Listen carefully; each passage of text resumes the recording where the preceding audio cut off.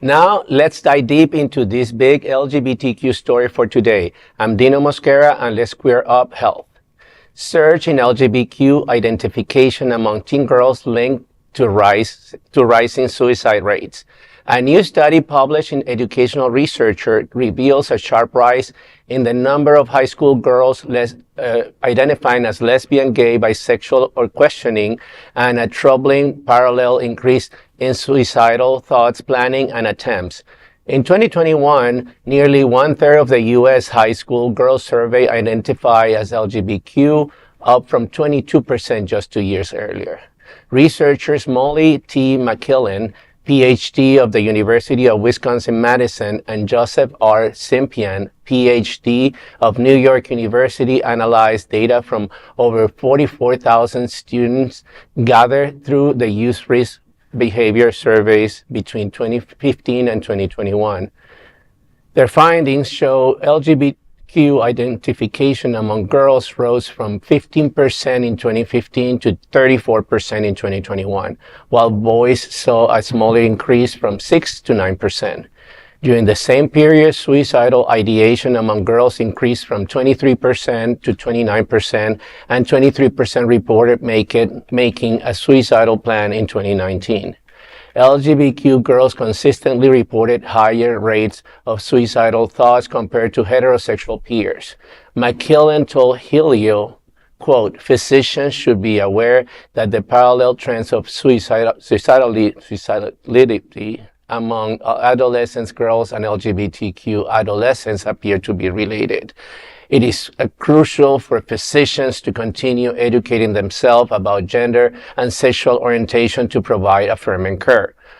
End of quote. While many LGBTQ teams thrive, McQuillan noted ongoing threats from anti-LGBTQ policies, bullying, and family rejection. She urged medical professionals to advocate for inclusive laws, anti-discrimination measures, and a continued sexual orientation data collection. More details can be found in Andrew Rhodes' full article on Helio.com.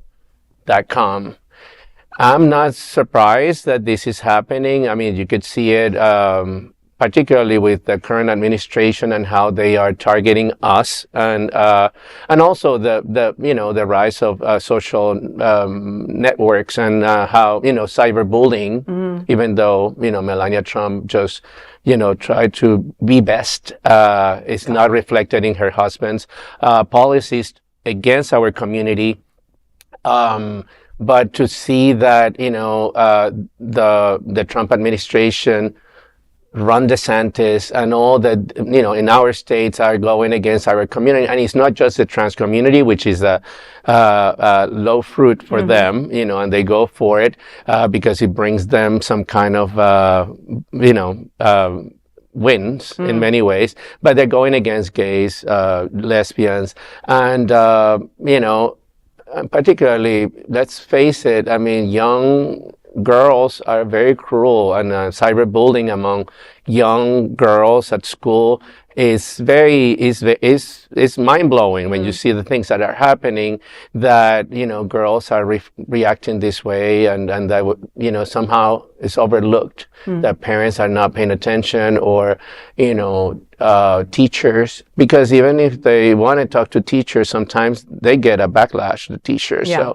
So it's a complicated situation, but it's reflective of our times, of what we're living. It's not that bullying has never existed. It has always existed. But the fact that women and young girls have been an increase this dramatic compared to boys is very alarming. Yeah, and scary. Okay, listen, as the only girl at the table, I will tell you it's not easy being a girl, right? Females, women, we are the first marginalized people, okay? Period.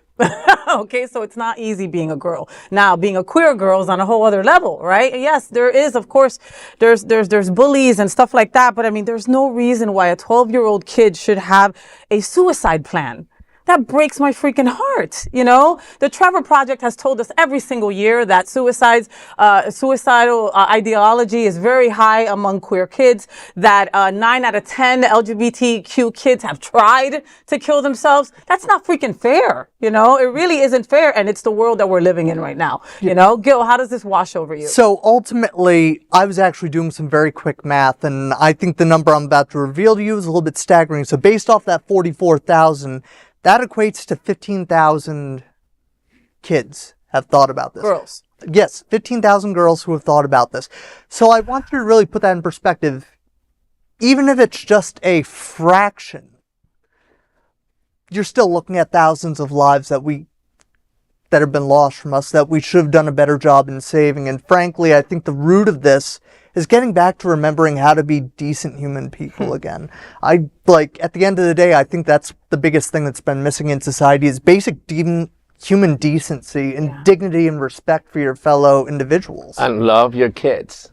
I mean, I love your kids, and you know, and you mentioned about like professionals, medical professionals being more attentive and being aware of that, right? But parents need to also, right? Like some parents are just too scared. And it's their own fear that doesn't let them ask their own kids these hard questions that they need to ask. You know what I mean? Like, you shouldn't be afraid to go to school. You know, you shouldn't be afraid to get an education. And that's what happens with some of these kids. They'll drop out of school because they're different and they're targeted, right? And they don't know where to go. After school programs have been taken away. Safe spaces in like theater classes and stuff like that, like I had when I was a kid, are no longer. The hotline. I mean, the suicide hotline. The suicide hotline, they cut funds for that. Yeah. I mean, this administration has done that. So there is a big problem. And on top of that, there is nowhere to get help. You know, and who do you go to? Sometimes these other kids and, you know, not always the best source. Exactly. And a lot of organizations won't even deal with kids, right? Because it's a lot. You know, so I mean, this is just the numbers are just scary. Yeah. That's why organizations need to, like I know you were saying, you know, that they don't touch on the topic, but we need, you know, organizations like that are important. You know, that's why we have Out My Closet, for example, that deals with, you know, queer youth and, you know, with the Queer Men's Empowerment Group. I know that, you know, we need more things like that, especially in Florida specifically. I mean, the United States in general, but specifically Florida. 100%. Somewhere where you feel seen and safe. Yeah. You know, the Stonewall Monument, right? First they took away the T, then they took away the B, right? What do you think is coming up next, right? And if you are a girl that's a B or a T, you're seeing right now how easily I'm being erased from a monument. Yeah.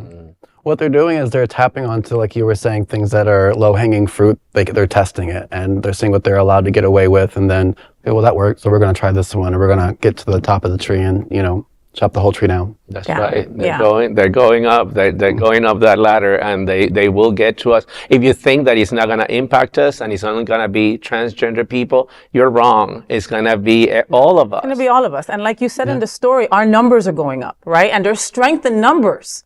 But many people are going back in the closet.